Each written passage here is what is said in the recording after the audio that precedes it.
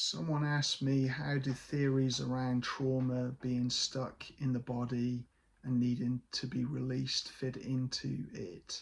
And this was in relation to acceptance versus emotional regulation. So, using acceptance and commitment therapy principles instead of um, sort of simplistic emotional regulation. Um, yeah, I'm not convinced that there is enough research and evidence to talk about trauma being stuck in the body and needing to be released. I, you know, I think that some of those trauma models can have helpful processes within them that really correspond a lot with acceptance, and mindfulness and compassion. A lot of the sensory motor um, psychotherapies and the trauma, body focused trauma therapies, a lot of them have a lot of similar tools as acceptance and commitment therapy. It's just this idea of discharging trauma. Um, it's a lovely idea. People like Peter Levine's work, um, somatic experiencing, and Bessel van der Kolk's book on the body keeps the score, and a lot of these trauma therapies, they're very persuasive, and yet my own experience was those types of therapies became an OCD theme in of itself. So it became, okay, if I can discharge this trauma and I can, process my trauma, then I'll get rid of my symptoms.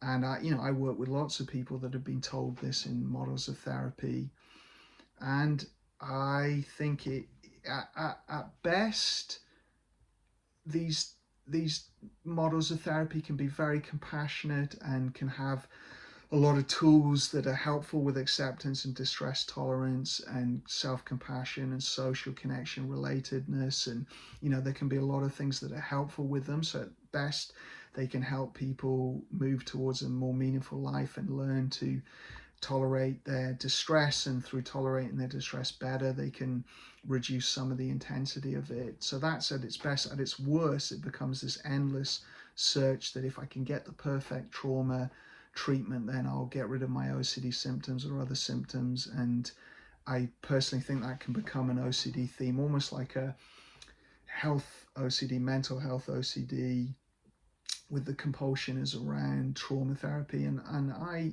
experienced this, and I've heard other people in the OCD community talk about this. I know Anxiety Josh has talked about this. He had the same thing. And I've heard other people talk about it. And I've had lots of clients that have been through many, many different trauma therapies with these sort of approaches, chasing that, if I can just release this stuck trauma in my body, I'm going to somehow, feel a lot better. And I, I don't see research on that. I think if you hear people's lived experience recovery from trauma, um, they don't describe releasing the stuck trauma. The people I've heard talk about recovery from complex PTSD and PTSD, it's more like changing the relationship with it. So in ACT, Russ Harris talks about this analogy for trauma where when we're in PTSD, it's like you are in an old scary house on your own during a storm watching a horror movie on a big screen. And recovery from trauma is the horror movie is played on a very small phone in the corner of a room, and you're surrounded by people you love, and you're in a safe house and safe place. So it's the trauma is still there, but we've changed how much attention and focus and struggle and fear of the trauma and everything that self amplifies it, um, and creates more difficulty. So we do, the trauma symptoms get easier, and they get more manageable, but they don't go. Our brain doesn't delete trauma. It doesn't delete nervous system. Um, you know, I'm not expecting the things that led me to be a very anxious child to go. I know my nervous system's always going to be more sensitive, and the best thing I can do is learn to accept that and learn to be able to handle those intense emotions and thoughts and live my values and get better and better at that. And that's what's helped me the most. So that's what I believe in. I think it's true that sometimes people in the trauma world feel they've been invalidated by certain evidence-based models. I've heard that as well, where sometimes they don't get as much compassion, and of course this is broad strokes and not true of anyone. There's lots of very compassionate evidence-based therapists, but I've also heard the other side, where people are having the evidence-based therapies that really can be quite invalidating and shaming, and I think sometimes the tool of exposure is used without individual consideration, and sometimes people are pushed to do too intense exposure work, and they aren't given distress tolerance skills and ways to work with this. And I think people are grappling with this. I think there are some people that respond very well to exposure-based therapies for trauma, and they learn this different relationship. They learn acceptance, they learn distress tolerance, they learn, to be able to get in contact with their trauma without becoming so fused and overwhelmed by it through exposure therapy. But then there are people who don't, people who get overwhelmed and they get pushed into dissociative experiences, or more maladaptive coping methods like addictions and self-harm and things like that, or more shame. It doesn't take care of the shame of trauma, and that's why personally I think this combination of acceptance and commitment therapy, exposure done in a nuanced way and an understood way, compassion and compassion-based approaches, I think works really well for a lot of people. And I think, the evidence-based trauma world is looking at combining dialectical behavior therapy into prolonged exposure, or using cognitive processing therapy and more cognitive approaches together with exposure. And a lot of people combine ACT within CBT. I think those approaches are what I see. I mean, they're what I see being very helpful, and I'm biased towards ACT because that's what's been most helpful to me, and I think a lot of people see the combination of ACT with CBT for trauma and compassion focused therapy for trauma as very powerful combinations. Lots of people are using that nowadays. That's what I sort of bias towards, but I don't think that I see the evidence of releasing, and I think it can keep people very stuck. You're constantly chasing this releasing of trauma, and then I'll be able to live my life. There's a really good memoir written by Stephanie Fu about her journey with complex PTSD, and she chronicles her journey through that, and how ultimately relational therapy was the most helpful in the end. And therapy with Jacob Ham, who I believe is quite an integrative therapist who does have training in CBT and other methods, but is quite relational, believes that trauma is healed relationally. And if you read her memoir, she talks about the difficulties she had with CBT, and she talks about what was really helpful with Jacob in her therapy with him. I think it's a really interesting account of recovery from the most tragically painful, difficult, complex trauma. And I think she shows that, she does a lot of different approaches in that book, and I think she shows that there aren't any golden bullets. There is just ongoing sort of changing of our relationship with trauma and the damage it might have done to our relationships and healing through relationships. So I do think, there's a lot with it. Relationship, I think ACT has, our values in relationship and using interpersonal ACT. I also like functional analytic psychotherapy as a slightly more behavioral, precise version of sort of some of the more relational therapies, which are a big part of some of those somatic, body-focused trauma approaches. And Bessel van der Kolk talks a lot about those approaches in The Body Keeps the Score. And I think there's something about working on relationships as well. But again, she's not coming out the end of it saying she discharged her trauma and she wasn't dealing with anything. It's more that she learned to be more psychologically flexible with her trauma symptoms and improve her relationships and get to a better place with it.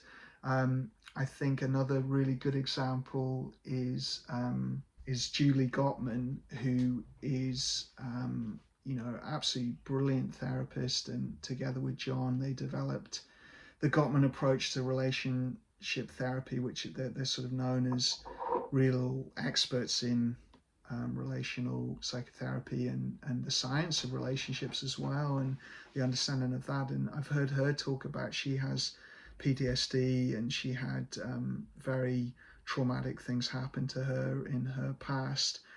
And she talks about this, that it's not that you get rid of that, you change your relationship. She talks about you carry PTSD with you always, you just get better at coping with it. And she's a big advocate for prolonged exposure and Edna Foa's exposure responses. And, I've certainly heard her talk about that being helpful, but she's not talking about you sort of process and discharge and get to a good place. I think other people that have inspired me, Russ Harris has a very traumatic history. Steve Hayes has a very traumatic history.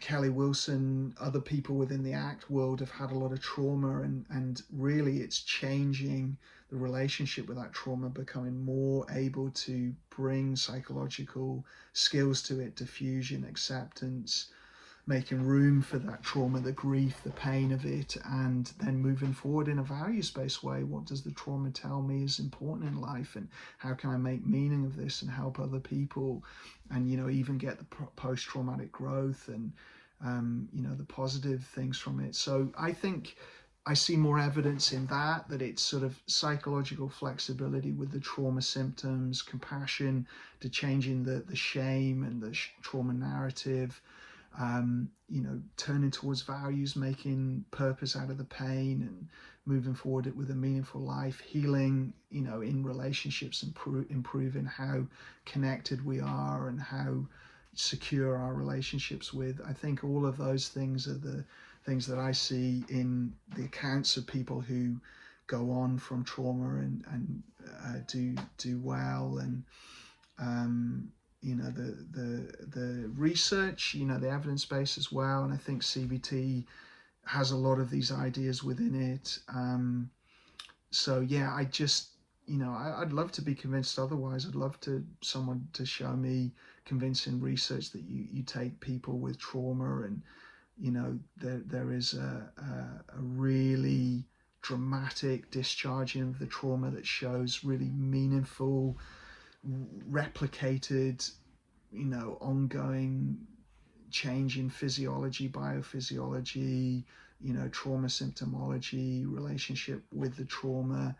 I think I've never seen that research that shows that, and I found it was very negative for me to be chasing that. And I think there's a lot of it in our culture now, and a lot of it on social media, and lots of misinformation around trauma and all these sorts of ideas that actually I think keeps people stuck and keeps people from moving on with their life. It's like, I've got to understand all of these things and then I can move on, or I've got to discharge trauma in the right way, or I do this I'm constantly seeking healing and never actually moving forward in my life. Or in OCD, it becomes the thing I'm researching. I bought hundreds of books on trauma in the past and spent hours and hours reading and studying and spent lots and lots of money going to different trauma therapies, and you know, all of it was very compulsive and not very helpful, and I think other people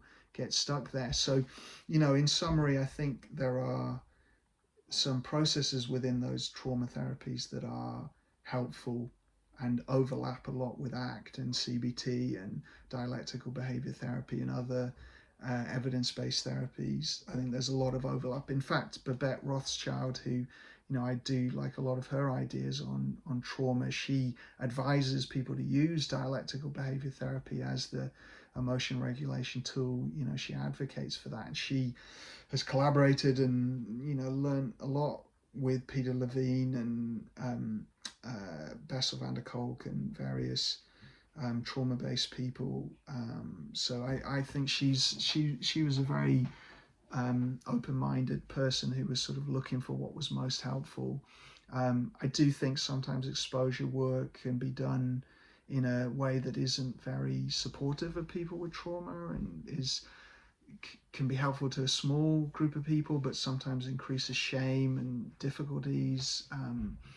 You know, especially in the OCD world where you have OCD and trauma together. Sometimes I hear a lot of clients that come to me that have had very, you know, not great, compassionate experiences of exposure therapy for trauma and then invalidation around OCD symptoms. So there can be some really problematic stuff as well. And sometimes, you know, somatic therapists, you know, you might find you feel more compassion and more support there, and that feels very helpful. But, you know, I think it's just look out for anyone promising magic bullets. You know, it's about changing relationship with trauma, moving to a more meaningful, connected life. Even Dan Siegel himself talked about the window of tolerance was more like widening that window of being able to mindfully be with symptoms rather than, you know, get into the regulated window of tolerance. And if you're out of that, you can't, you know, learn or do anything. You know, if you hear his original accounts and what he said about that, he didn't mean it as literally. It was more closer to what ACT talks about, this window of psychological flexibility, where we wanted to widen that, the deepness of our skills to be able to work with intense trauma symptoms and stay present and mindful and grounded and in connection with people. And then because of that, the symptoms get better because we're not unconsciously amplifying them through a very understandable reaction to them because they're difficult and overwhelming and they get into cycles of self-amplifying. So we're reducing that and through building up acceptance. So you certainly get to a better place with trauma, but I just don't think there's any magic way to process it and it's gone and you know, we've discharged it from our body. You know, animals, the animal example, animals are very different. If an antelope has a traumatic experience and discharges that physical energy, I mean, for one, we don't really fully understand all of that mechanism. I've not seen any convincing understanding of exactly what's going on there. And it could be, you know, yes, doing something very physical is good for hormonal systems. And yeah, for trauma, I think physical exercise is very helpful, as it is with all mental health.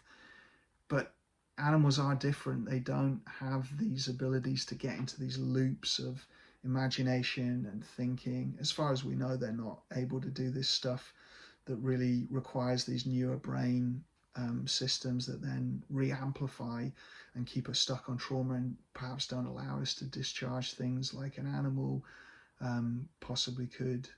So again, yeah, I mean, I'm willing to be convinced if people want to share research they think is you know, high quality, large data sets, replicated, then I'd love to see that research and understand it. And I'm not saying there's not things helpful and that these types of therapies couldn't produce good results, but be careful in the OCD world because it can become a whole area of rumination and mental compulsion.